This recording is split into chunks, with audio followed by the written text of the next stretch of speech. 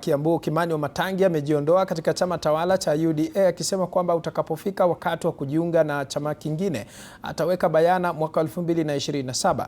Wamatangi amethibitisha haya alipokuwa akiwahutubia waumini katika kanisa la AIC Kiambu wakati wa shughuli ya kuwapiga jeki wanabodaboda. Hatua ya Matangi kufanya hivi ni kutokana na mvutano alionao na serikali ya sasa na ni kujipanga upya kwa uchaguzi wa mwaka 2027.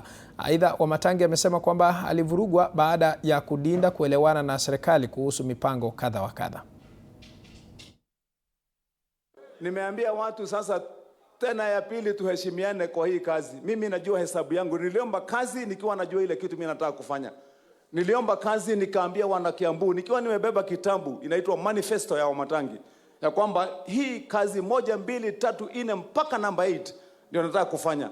Na nilikuwa nimepiga hesabu mpaka ya masaa mpaka ya masiku.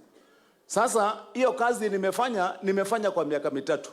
Uchaguzi imegojea inabakisha tena mwaka ingine mzima na miezi 6.